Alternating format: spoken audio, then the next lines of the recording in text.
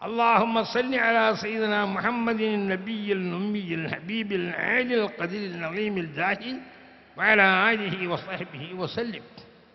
ഈ സലാത്ത് കിടക്കാൻ നേരത്ത് കിടക്കാൻ വെറുതെ പോയി കിടക്കാനല്ലല്ലോ.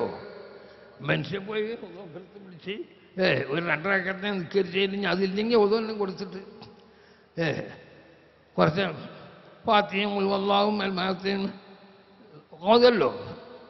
അപ്പം ആ കൂട്ട അന്നേരം ഈ സലാത്ത് വെള്ളിയാഴ്ച രാവ് അല്ലാത്ത രാത്രികളിലെല്ലാം 10, വെള്ളിയാഴ്ച രാവ് 100 ചെല്ല.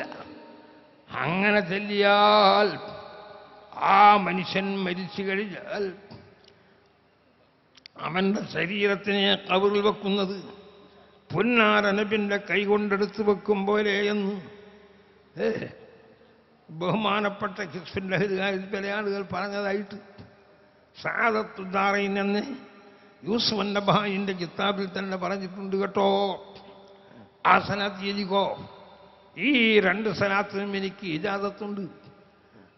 അതുകൊണ്ട് നിങ്ങൾക്കും സലാത്തെല്ലാം വേണ്ടി സമ്മതം തന്നു.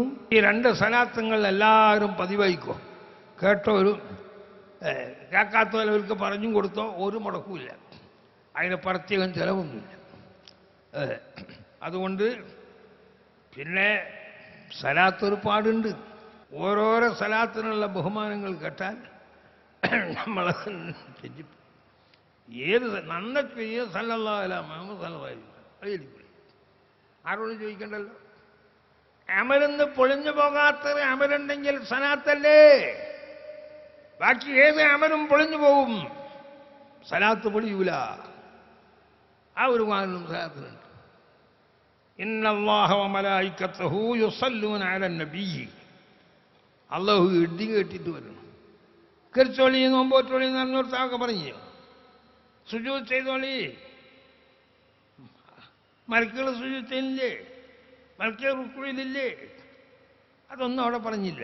സലാത്തിൽ അവിടെ എത്തിയപ്പോൾ ഇന്നല്ലാഹ വമലായികതഹു യുസല്ലൂന അലൻ നബി, അല്ലാഹും അവന്റെ മലക്കുകളും നബിൻ്റെ മേൽ സലാത്ത് ചൊല്ലുന്നുണ്ട് കേട്ടോ.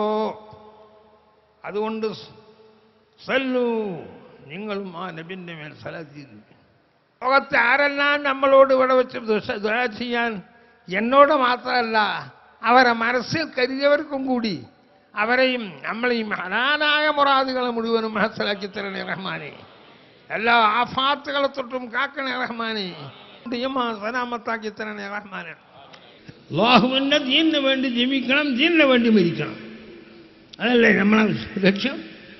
അതുകൊണ്ട് അള്ളാഹു പറഞ്ഞത് യാ അയ്യുഹല്ലദീന ആമനു തഖുല്ലാഹ്, സത്യവിശ്വാസികളെ നിങ്ങൾ അല്ലാഹുവിനെ തഖ്വ ചെയ്തോ. വകൂനൂ മഅസ്സാദിഖീൻ, സാദിഖീങ്ങളെ കൂടെ ഒത്തൊരുമിച്ച് നിന്നടാ, എന്നാലേ രക്ഷട്ടു. അല്ലെങ്കിൽ നീ നെറ്റിപ്പറ്റിപ്പോയാ ചെന്നായി പിടിച്ചുകൊണ്ടുപോകടന്നെ, ഇബിലിസാവുന്ന ചെന്നായി പിടിച്ചു പോവും. സൂക്ഷിച്ചോ. ഇസ്ലാമിൽ ഭീകരതയോ തീവ്രതയോ ഇല്ല, ഒരു കാലത്തും ഉണ്ടായിട്ടില്ല. ലാ ഇക്റാഹ ഫിദ്ദീൻ, ദീനിൽ വമ്പിച്ച് ദീനിൽ കൂട്ടുന്ന പ്രശ്നമേ ഇല്ല, ആകൂല എന്നാണ് ഖുർആൻ.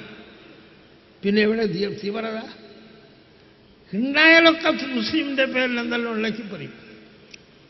അതെല്ലാ ജാതികൾക്കും റസൂലിനോടുള്ള ഹുബ്ബ് തൊള്ളോണ്ട് പറയാനല്ല കേട്ടോ.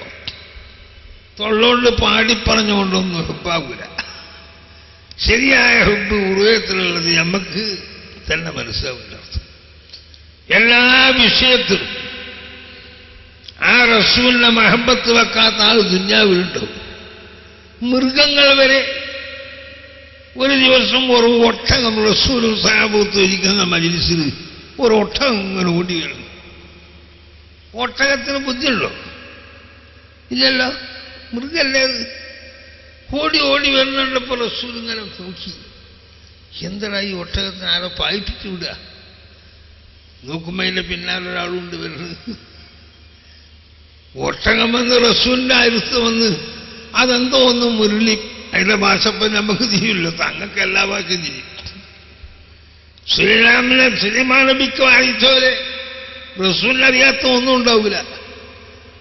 അങ്ങനെ കുറച്ച് കഴിഞ്ഞപ്പോൾ അതിൻ്റെ കണ്ണിന്ന് വെള്ളം വരുന്നു. ഒട്ടകത്തിൻ്റെ കണ്ണിന്ന് വെള്ളം ഇങ്ങനെ നിറവിളിച്ചുകൊണ്ട് ഒട്ടകം പിന്നെ ഒന്ന് പുരളി.